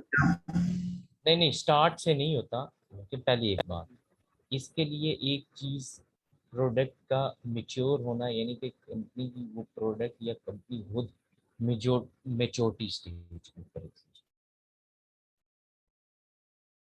ये मेच्योरिटी पे होती है। अब वो लाइफ स्पैन बाज कंपनी का 20-20 साल, ये तो डिपेंड करता है ना। अब एप्पल है आपके सामने, माइक्रोसॉफ्ट है आपके सामने, बट मसला ये है यहाँ पे कि हम ये नहीं कह सकते कि इसका लाइफ स्पैन इतना है।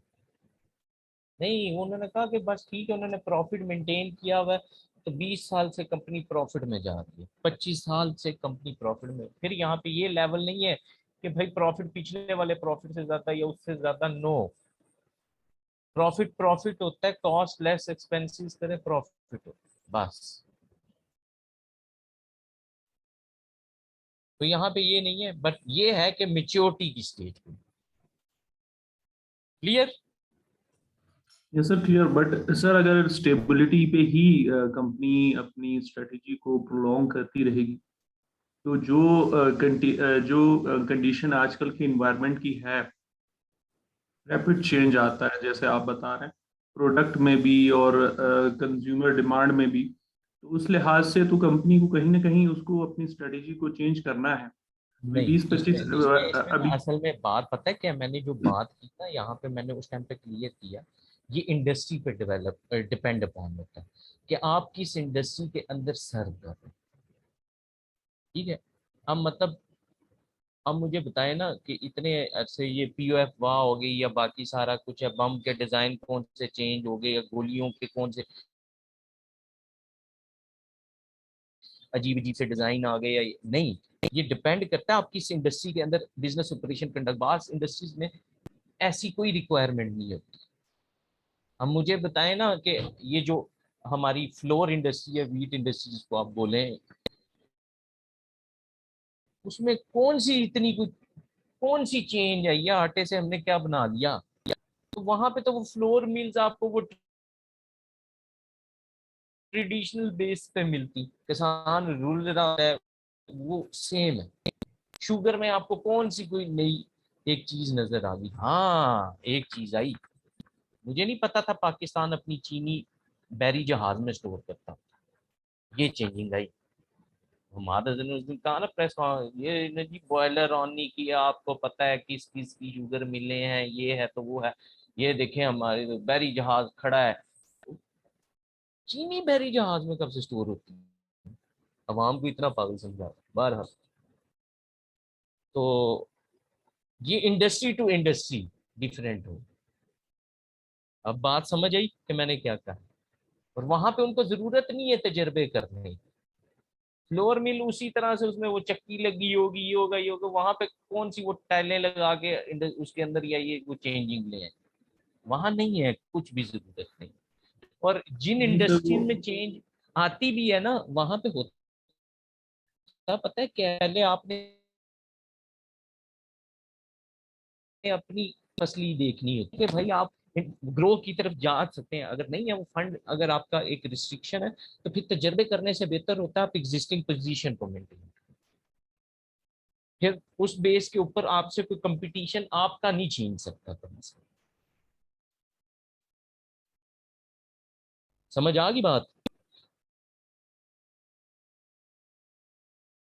Thank you sir. कोई बात। अब देखें ना, इसमें एक और भी आपको अगले उस पर जाने से, क्योंकि अब हम आने लगे हैं तो यहाँ बात करते हैं। हाँ, मुझे बताएं ना, ये जो पेप्सी और कोक है, कौन सी इन्होंने मेजर इनोवेशन ले हैं इतने अरसे में? कौन सा इन्होंने नया फ्लेवर अपने उसमें प्रोडक्ट लाइन में ऐड किया? वही है कोला, वही लेमन, वही लेडीज मिरिंडा चॉइस, बस। और क्या उन्होंने ऐड कर लिया? पेप्सी ने ड्यू, लोग कहते जी ऐड किया, मैं जब एग्जाम्पल, और ड्यू भाई 90s में लॉन्च होके फेल होके कलर की वजह से वो जा चुकी थी। वो तो उन्होंने मार्केट रिसर्च और बाकी सारा कुछ करने के बाद वो कितने अरसे बाद लॉन्च की, वो फेल हो गई थी पूरी। अब इसके मुकाबले में, हाँ ये आई ना बात, स्टिंग एड। किसने? वैसे स्टिंग कोक की है या पेप्सी की है?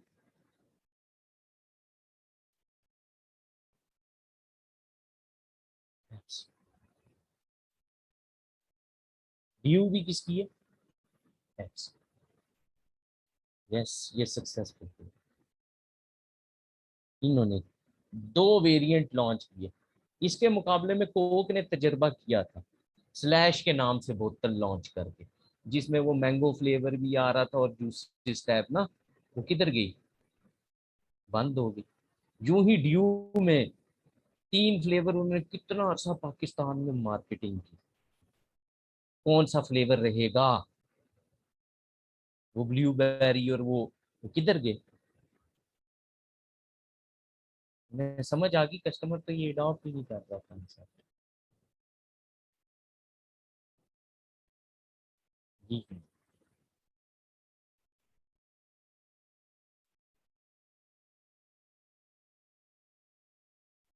क्यों उनको एक्सटेंड करनी पड़ी दूसरी साइड पर?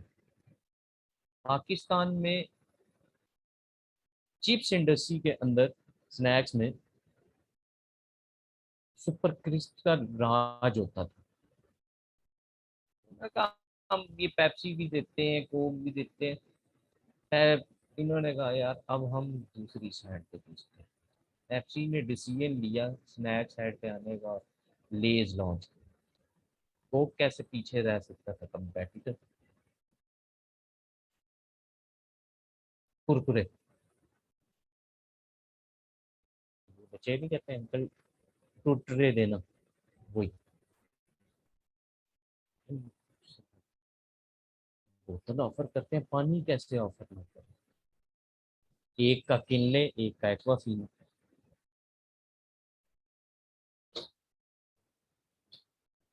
अब जब आपने ग्रोथ की तरफ जाना होता है ना, फिर ये आपने अब ये इस तरह, अब वो देखें, ये आप उसकी तरफ नहीं जा सकते थे, स्टेबिलिटी स्ट्रेटजीज नहीं थी, क्योंकि उन्हें पता था यहाँ पे बड़ी ये प्रॉब्लम आ क्या है, कस्टमर ये इतना है, इतनी ये चीज है, इसके अलावा प्रोडक्ट कोई नहीं है, तो आप अपनी प्रोडक्ट रेंज इंक्रीज करके न्यू कॉन्सेप्ट कैसे लाते, उसकी एक्सपेंशन कैसे करें, तो वो अब फिर आपको नेक्स्ट फेज पे लेके जाए, ग्रोथ एंड एक्सपेंशन। अब ये ग्रोथ और एक्सपेंशन स्ट्रेटजी की अगर हम बात करें, ये क्या है, अगर आप अपने पोटेंशियल के अंदर इंक्रीज लाना चाहते हैं, या आप न्यू इन्वेस्टमेंट चाह रहे हैं। अच्छा, अब न्यू इन्वेस्टमेंट आप कब चाहते हैं? दो रीजन। नंबर वन, आपके पास एक्स्ट्रा फंड बहुत ज्यादा। नंबर टू, आपको मार्केट के अंदर अपॉर्चुनिटी रिकग्नाइज। ये दो रीजन होते हैं, या तो सरप्लस फंड होंगे, या दूसरी रीजन क्या होती है, अपॉर्चुनिटी, जिसको आप अवेल कर,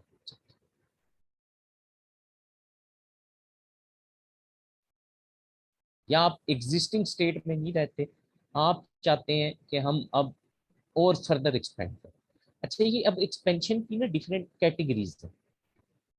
बाज कंपनीज अपनी प्रोडक्ट लाइन को एक्सपेंड करती हैं, बाज कंपनी अपनी जियोग्राफिक प्रेजेंस को एक्सपेंड करती हैं, बाज अपने बिजनेस ऑपरेशंस को, जिस तरह सर्विसेज इंडस्ट्री में आप नंबर ऑफ ब्रांचेस की बात करेंगे, वो ये अब डिपेंड करता है आप किस इंडस्ट्री में हैं, अपॉर्चुनिटी क्या है, और सरप्लस फंड। चले, अगर सरप्लस फंड नहीं भी है, अगर अपॉर्चुनिटी है, यस, क्रेडिट तो एग्जिस्ट करता है ना मार्केट में, बैंक किस लिए खुले हैं?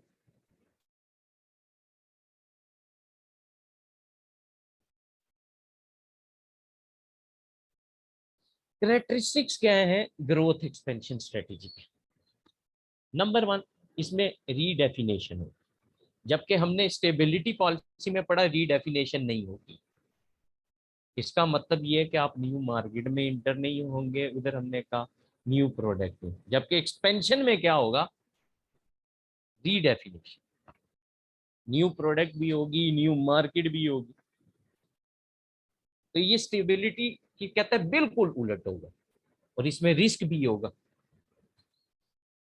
अब रिस्क, हम फाइनेंस में कहते हैं ना, high risk high return, low risk low return. अब लीगल बिजनेस में रिटर्न कम होता है, बट स्मगलिंग में देखे ना कितना होता है, कि रिस्क हाई होता है। वो कहता है ना, उस मूवी में क्या कहता है, रिस्क तो स्पाइडरमैन को भी लेना पड़ता है, मैं तो फिर भी सेल्समैन। बड़ी हिम्मत चाहिए होती है डायरेक्ट सेलिंग के लिए, और वो भी गर्मियों की दोपहर में, उस टाइम पे जब टेम्परेचर बाहर 48-50 हो, और बेल बजे कि ये पिज्जा ऑफर है, ये है, ये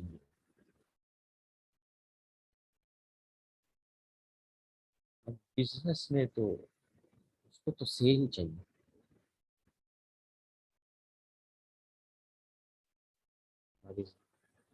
उसके बाद ग्रोथ एक्सपेंशन स्ट्रेटजी का मेन फोकस क्या होता है, ग्रोथ। अच्छा, अब बात ग्रोथ है, तो एक बात याद रखें, जब ये आप एक्सपेंशन स्ट्रेटजी या ये आता है ना, तो एक्सपेंशन कभी भी एग्जिस्टिंग ऑब्जेक्टिव का पार्ट नहीं है। इसके लिए आपको new objectives, new targets, new strategies formulate करना। फिर आप रिन्यूअल की तरफ जाते हैं, उसके लिए आपको फ्रेश इन्वेस्टमेंट चाहिए होगी, प्रोडक्ट नई लॉन्च करनी है, या ये हो सकता है उसके लिए न्यू प्लांट भी चाहिए हो, न्यू ऑफिस हो, न्यू फैक्ट्री ऑफिस आपको रिक्वायर्ड है, जो भी। अब ये कहता है, एक्सपेंशन स्ट्रेटेजी को हम वर्सटाइल स्ट्रेटेजी भी बोलते हैं। वर्सटाइल का मतलब डिफरेंट फॉर्म अवेलेबल, जैसे मैंने अभी आपको पहले बात की। जियोग्राफिक करना चाहते हैं, प्रोडक्ट वाइज करना चाहते हैं, फंक्शन एक्सटेंड करना चाहते हैं, क्या है डिफरेंट।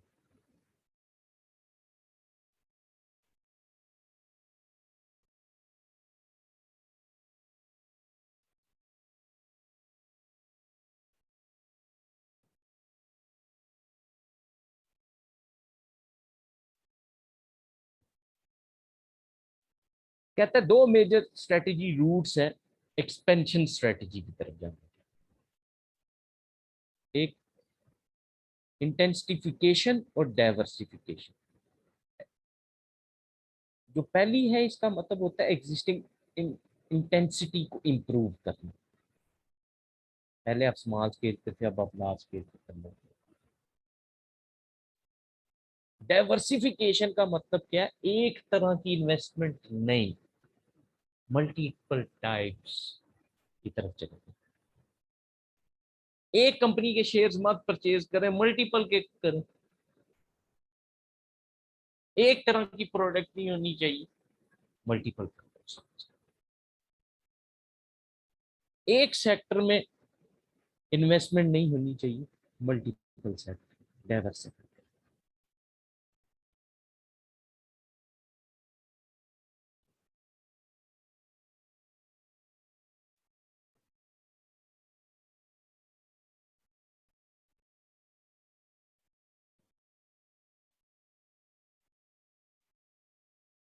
तो यहाँ पे अब ये चीज है कि हर कंपनी डाइवर्सिफिकेशन के साथ कॉप अप भी नहीं कर सकती। मे बी उसकी इंटेंसिटी का लेवल इंक्रीज या डिक्रीज जो भी हो, बट डाइवर्सिफिकेशन इतना आसान फिनोमिना नहीं है जो कि इतनी आसानी से अचीव हो जाए।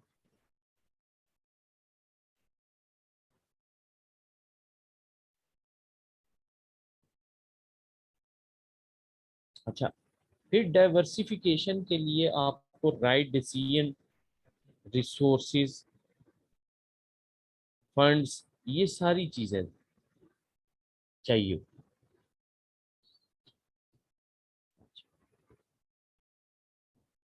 अच्छा, ये वो एक स्टूडेंट ने यहाँ पे एक क्वेश्चन किया है, ये मेमोथ का मतलब क्या है ये।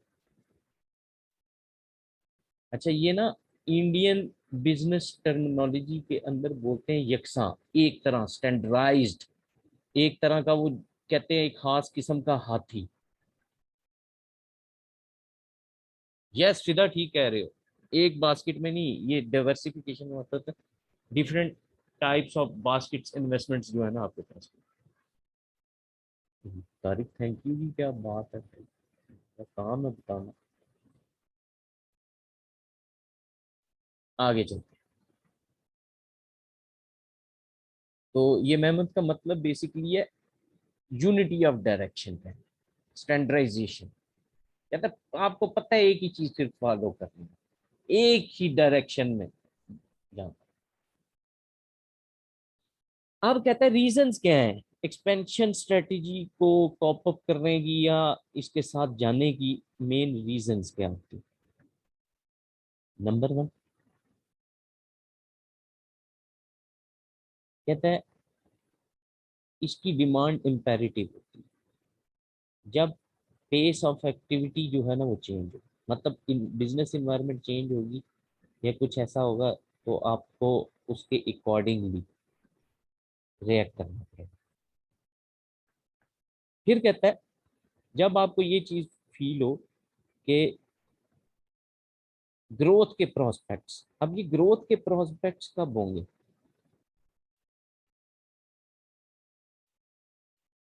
जब अपॉर्चुनिटी हो। फिर एक सबसे बड़ा, जो बॉस होता है ना बॉस, उसको रिस्पेक्ट मिलना शुरू, उसे लगे अच्छा मैं ग्रोथ तो मुझे प्रेस्टिजियस फील करना शुरू कर। क्योंकि ग्रोथ का कॉन्सेप्ट जब कंपनी की टॉप मैनेजमेंट अगर ये ना ऑर्गेनाइजेशन के अंदर ला सके, तो बाकी किस लेवल ने बेचारे नहीं किया। तो टॉप मैनेजमेंट का ग्रोथ ओरिएंटेड होना जरूरी, वो वाली ग्रोथ नहीं कि जी अच्छा काम करो बस, नजर आते रहो, यहाँ भी जाओ वहां भी जाओ। ऐसे बॉसेस कुछ नहीं करवा सकते।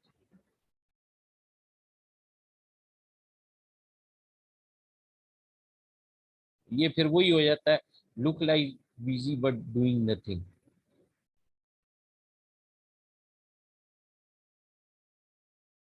फिर एक्सपेंशन की वजह से आप मार्केट में अपना कंट्रोल बेटर कर सकते हैं, मतलब आप अपने कंपेटिटर से ज्यादा अच्छे तरह से compete कर सकते हैं।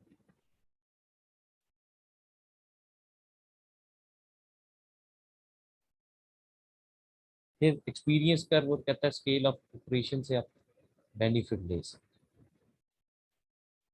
अब ये एक्सपीरियंस कर कोई अलग चीज नहीं, एक्सपीरियंस कर का मतलब बता रहा है कि कंपनी का लाइफ स्पैन, जितना अर्सा वो 20 साल हो गए उसको, 25 साल उसने मार्केट में सर्व किया या ये, तो उसके कुछ एक्सपीरियंसेस हुए होंगे ना, कभी अच्छे होंगे, कभी बैड, कभी बहुत बुरे, कभी बहुत अच्छे, तो ये अब कहता है ये जो एक्सपेंशन स्ट्रेटजीज है कौन सी है, पहले ही आपको बता दी वो दो है कि एक्सपेंशन थ्रू डाइवर्सिफिकेशन, कि एक तरह की मार्केट में नहीं, एक तरह की स्किल, एक तरह की टेक्नोलॉजी, एक तरह की नॉलेज बेस, एक तरह की प्रोडक्ट, एक तरह का कस्टमर, इनके ऊपर रिलाय मत करें। तो फिर ने जैसे कहा put all eggs in one basket ना करें, मल्टीपल मुर्गियां तो मल्टीपल अंडे। ऐसे खान साहब ने भी हफ्ते साथ मुर्गियों वाला फार्मूला दिया था, पाल ली होती तो आज कुछ होता। चलो, इसमें कुछ भी नहीं लिखा है, ये वही बात है जो ऊपर घिस-पिट के उसने बात कर दी है ना, ये वही दोबारा बोल रहा है। यहाँ पे आप आते हैं, ये जो इंटेंसिफिकेशन है ये क्या है। अब हम बात करते हैं इंटेंसिफिकेशन की, अगर हम बात करें कुछ बातें समझिए।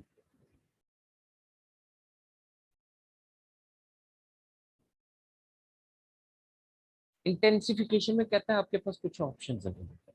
इंटेंसिटी मैंने आपको कहा ना, आप लोगों को कैपेसिटी अपनी करिए। मार्केट पेनिट्रेशन, स्टार्टिंग में कम प्राइस प्रोडक्ट लॉन्च करें, लोगों को यूज टू बनाए, ये तो कहता है मार्केट शेयर आप इंक्रीज कर सकते हैं, अपना प्रोडक्ट यूजेज इंक्रीज हो सकता है। वो होती ही मार्केट पेनिट्रेशन बेसिकली स्ट्रेटेजी की, इसके लिए डिमांड क्रिएट करने की।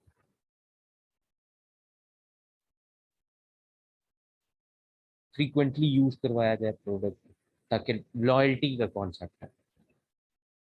क्वांटिटी, लोग ज्यादा परचेज करें तो सस्ती होगी तो लाभ, डिमांड से जरूरी बात है, हरकत में तो आएगा। न्यू एप्लीकेशन जब आपने फाइंड करनी है तरह यूजर्स के लिए, तो उसके लिए मार्केट पेनिट्रेशन स्ट्रेटेजी अच्छी है। अब नेक्स्ट है प्रोडक्ट डेवलपमेंट, एग्जिस्टिंग प्रोडक्ट में न्यू फीचर उसको रिफाइन करें, न्यू जनरेशन लॉन्च करें, न्यू प्रोडक्ट सेम मार्केट में डेवलप करें,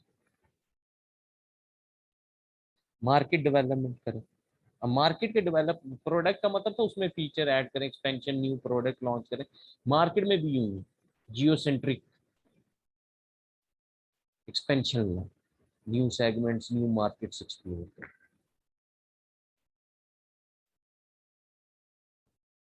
फिर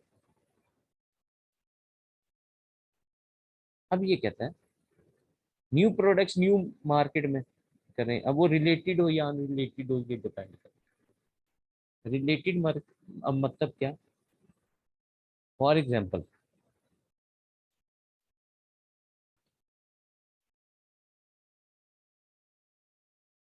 अगर आप फॉर एग्जांपल पैम्पर वाले कोई प्रोडक्ट बनाते, परफ्यूम बनाते, साथ एक्सपेंशन करते ना, तो क्या वो सेम मार्केट है, टारगेट कस्टमर रिलेटेड और अनरिलेटेड प्रोडक्ट का कौन, कि वो डायपर का कॉन्सेप्ट और परफ्यूम का कॉन्सेप्ट, ये तो दो अलग बातें। वो ये कह रहे हैं न्यू प्रोडक्ट, या वो रिलेटेड भी हो सकती है अनरिलेटेड भी हो सकती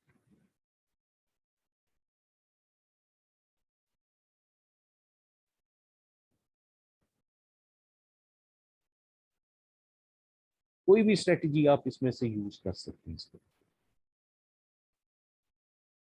ये उसने बता दिया, ये टेबल को उसने अब एक्सप्लेन किया।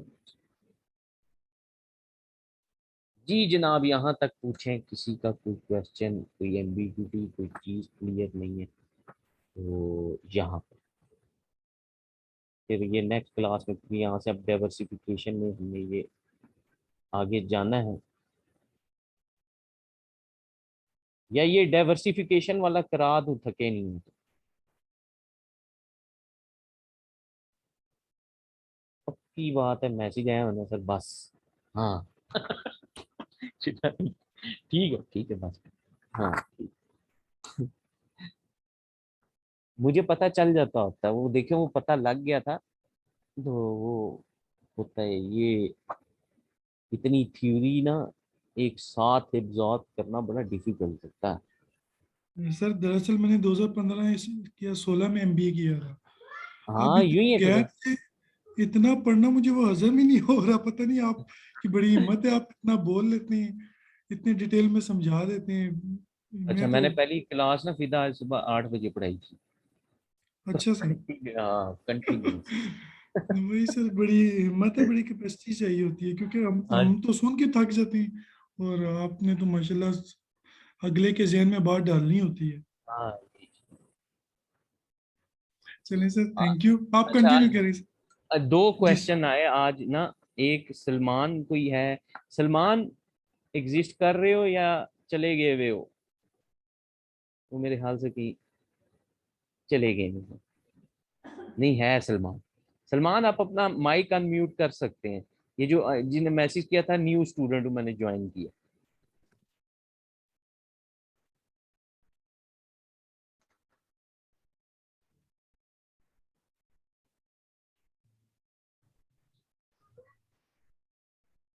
सलमान, अच्छा सलमान आप इस तरह से करें, आपके क्वेश्चन का हाँ हो गया। सलमान इतने दिन किधर रहे थे?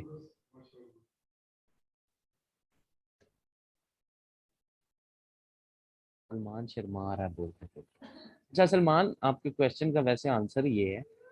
नंबर वन, मैंने यूं हर लेक्चर जो है ना वो शेयर किया हुआ ग्रुप के अंदर। आप अगर ग्रुप भी आपने लेट ज्वाइन किया या कुछ ऐसा वैसा हुआ, तो आप मुझे पर्सनली भी उसमें नंबर लेके मुझे टेक्स्ट करके ये सारे लेक्चर्स मुझसे ले सकते हैं। ठीक है।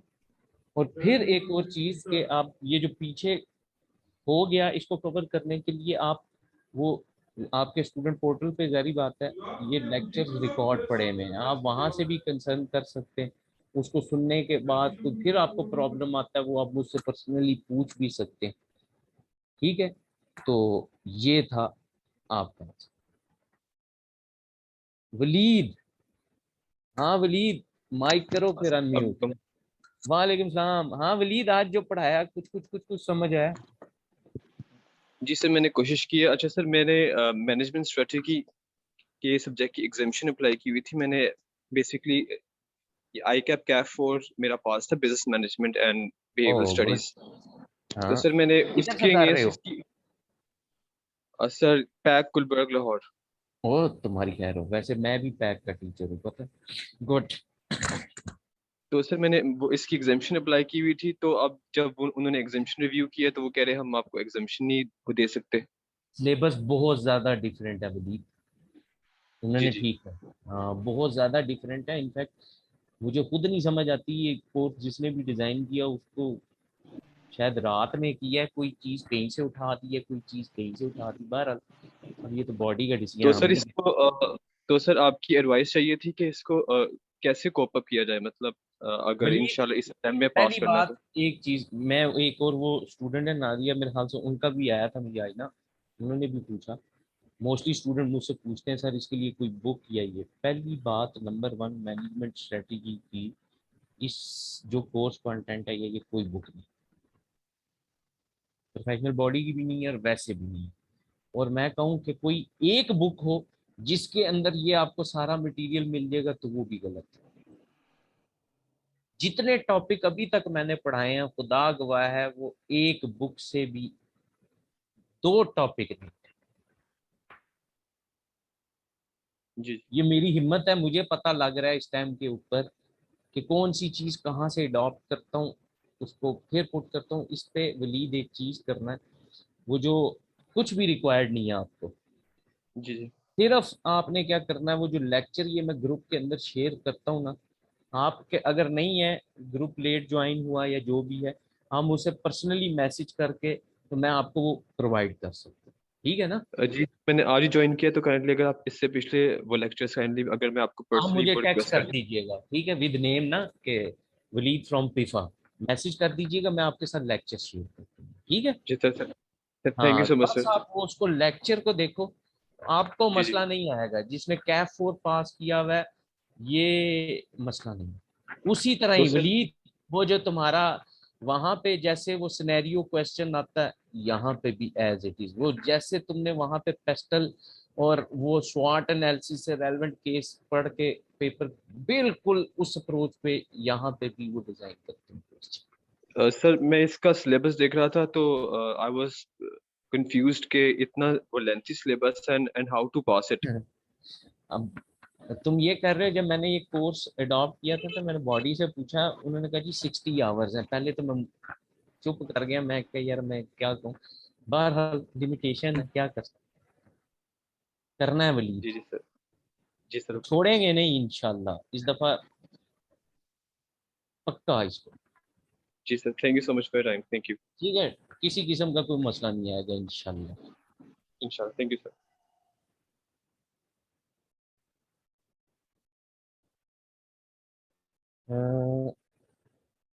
हाँ, अच्छा, ये भी कोई इन्होंने पॉलिसी चेंज की, ये कौन सा है एससी लड़का,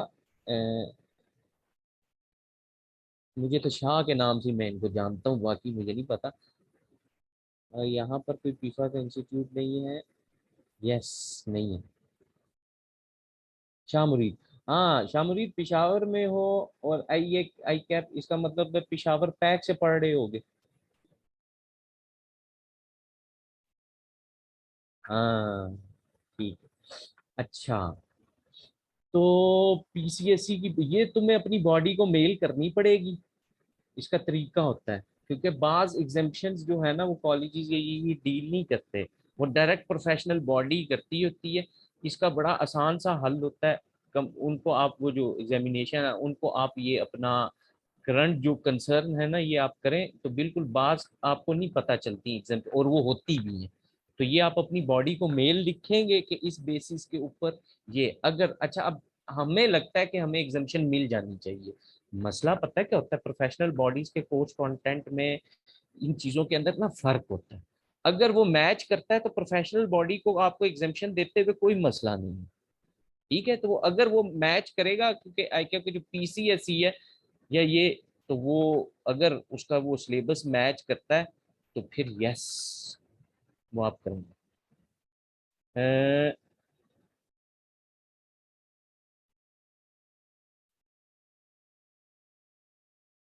हो जाएगी, डोंट वरी, इंशाल्लाह हो जाएगी। बाकी मेरी बात होगी तो मैं भी रिक्वेस्ट कर दूंगा आपकी तरफ से, ठीक है। गुड है। तो यहाँ पे एक बात भाई, कोई बुक नहीं है एक पर्टिकुलर मैनेजमेंट स्ट्रेटजी की है, ये मैं बहुत ज्यादा इस पे कर रहा हूँ एफर्ट, ये जो है इंशाल्लाह लेक्चर आपको मिल जाएंगे, सारा कुछ ऐसा होगा कल को इंशाल्लाह, ये क्लेम नहीं होगा कि पता नहीं क्या हुआ, ये नहीं हुआ वो नहीं हुआ, हम 100% कवर करते हैं, पेपर में मसला नहीं आने देंगे। जी किसी का कोई क्वेश्चन है तो पूछे।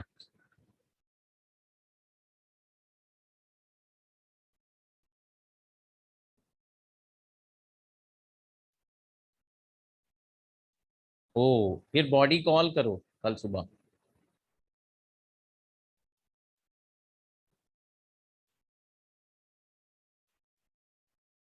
बाकी देखते हैं, बाकी इंशाल्लाह चलें, आप लोग पहली दफ़ा पढ़ें, आगे इंशाल्लाह मैं कोशिश करूंगा इनकी बॉडी से बात करने की। अगर इसका ये सिलेबस रीडिज़ाइन है, तो काश मुझे दिया जाए, मैं डिज़ाइन करके दूं इन्हें, तो पता चले मैनेजमेंट स्ट्रेटजी होती है और ये क्या पढ़ा है बार।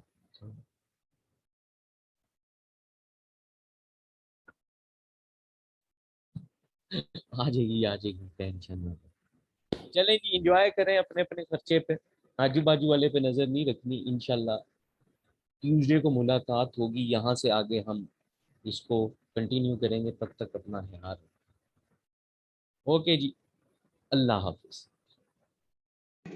अल्लाह हाफिज सर। अल्लाह।